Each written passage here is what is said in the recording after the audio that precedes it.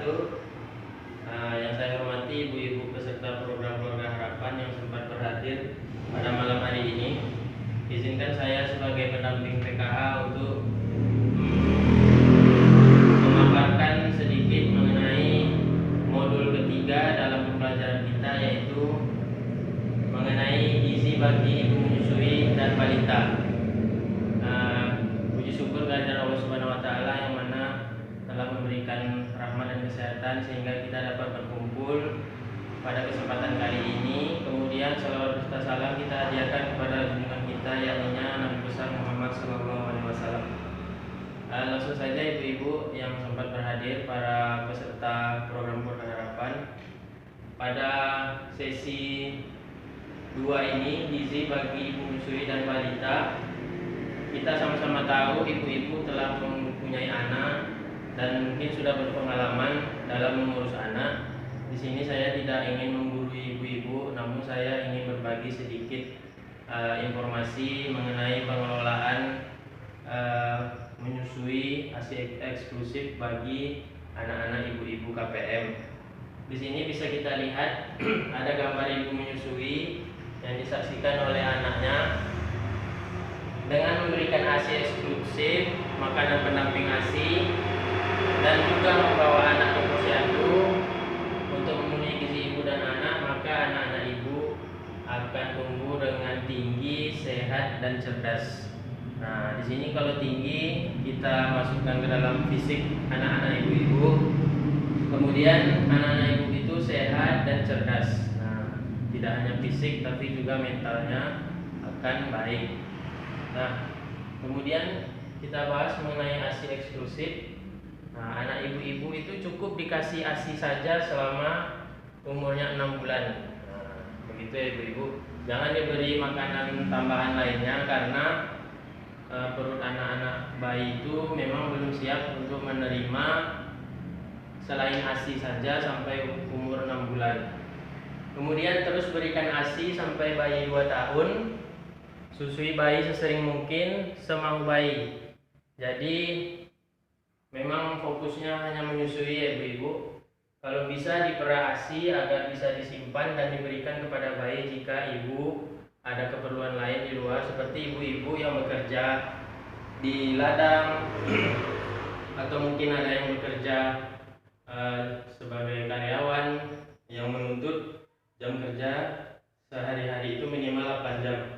Nah, untuk itu mungkin ibu bisa memerah ASINya dan diletakkan di botol dan ditaruh di kulkas. Nah, begitu. Kemudian kita lanjutkan ke makanan pendamping ASI yang secara bertahap kita mulai dari usia 6 bulan. Nah, tadi 6 bulan hanya ASI saja, kemudian dilanjutkan ASINya.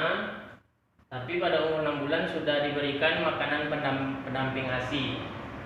Nah, ini kita lihat ibu-ibu, umur 6 sampai 9 bulan itu makanan lumat 2-3 kali sehari dan makanan selingan 1-2 sampai 2 kali sehari. Seperti contohnya buah dan biskuit. Ibu-ibu bisa memilih buah-buah yang lunak seperti pepaya, pisang, dan lain-lain. Atau kalau ingin memberikan biskuit makanan bayi yang banyak dijual seperti biskuit Milna dan lain-lain ibu, mereknya banyak. Kemudian dengan porsi 2-3 sendok makan setiap kali makan hingga setengah mangkuk. Nah, tidak perlu banyak-banyak karena baru menyesuaikan perut anak-anak bayi itu. Kemudian setelah umur 6-9 bulan, beranjak dari umur 9 sampai 12 bulan itu diberikan makanan lembek atau dicincang 3-4 kali sehari, dan makanan selingan yang dapat dipegang anak 1-2 kali sehari. Nah, untuk balita yang umur 9-12 bulan ibu-ibu, itu balitanya sudah bisa menggenggam makanan. Nah, di situ kita juga bisa mengasah gerakan motoriknya sehingga anak-anak ibu dapat lincah menggerakkan jari-jari dan tangannya sambil dia makan pada umur 9-12 bulan. Nah, ini berikan setengah hingga 3/4 mangkuk. Tidak perlu sampai 1 mangkuk karena kebutuhan anak bayi memang terbatas ibu-ibu. cukup, tidak terlalu kenyang, tapi anak-anak ibu tidak kelaparan. Kemudian umur 1 tahun ke atas, anak-anak diberikan sama seperti makanan yang kita makan. Umpama ibu masak apa hari ini, ya hari itu juga diberikan kepada anak. Sama seperti perlakuan kita.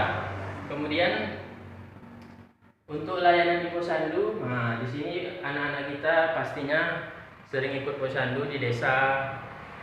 Bidan desa kadang menghimbau juga kepada pendamping PKH agar para ibu-ibu KPM PKH membawa anak-anaknya untuk imunisasi di kantor desa setiap awal bulan minggu pertama. Nah, di sini fungsinya posyandu, ibu-ibu diberikan informasi dan pelayanan kesehatan bagi ibu, bayi, dan anak balita. Kemudian memantau pertumbuhan anak balita sehingga tidak menderita gizi buruk. Kemudian mendapatkan kapsul vitamin A, memperoleh imunisasi lengkap sesuai dengan yang ada di buku KIA. Ibu-ibu bisa lihat di situ jadwalnya ada imunisasi apa saja yang diberikan. Kemudian pemantauan berat badan ibu hamil dan memperoleh tablet tambah darah atau TDD serta imunisasi tetanus toksoid. Itu bagi ibu-ibu yang sedang hamil, itu jangan lupa karena nanti sangat penting ketika ibu melahirkan. Kemudian untuk ibu nifas memperoleh kapsul vitamin A dan tablet tambah darah. Nah, untuk ibu yang baru melahirkan, wajib juga untuk ke posyandu ketika sudah lewat masa nifasnya. Kemudian bawa anak ke posyandu tiap bulan hingga usia 6 tahun. Nah, sampai usia 6 tahun nanti akan lengkap imunisasinya ibu-ibu di posyandu. Kemudian kita lanjut. Nah, ini ada gambar piring. Isi piringku, ada nasi, ada protein, ada sayuran, ada buah-buahan. Semuanya menjadi satu ibu-ibu. Nasi karbohidrat, ayam atau cabai ini protein hewani, kemudian ada sayuran merupakan vitamin dan serat, buah-buahan juga vitamin dan serat. Nah, tapi jangan lupa sebelum anak-anak makan, anak-anak harus cuci tangan pakai sabun. Aktivitas fisiknya 30 menit per hari, harus ada mengeluarkan keringat. Kemudian minum air 12-14 gelas per hari. Nah, ini imbauan dari Kementerian Kesehatan melalui program Isi Piringku. Kemudian pesan untuk ibu menyusui. Nah, bayi diberikan ASI saja selama 6 bulan tadi sesuai dengan flip chat kita, ASI eksklusif. Kemudian lanjutkan ASI sampai 2 tahun. Kemudian makanan pendamping ASI diberikan secara bertahap mulai usia 6 bulan, membawa bayi dan anak ke posyandu sebulan sekali. Kemudian ibu dan anak makan dengan gizi seimbang. Nah, ini semua kalau kita lakukan, insya Allah anak-anak ibu tumbuh menjadi generasi penerus bangsa yang sehat, cerdas, baik fisik maupun mentalnya. Nah, ibu-ibu di sini nanti bisa berhubungan langsung dengan bidan desa, menanyakan langsung, mungkin ada yang belum paham, atau langsung ke pendamping PKH apa saja yang perlu kita siapkan dalam mengurus anak kita.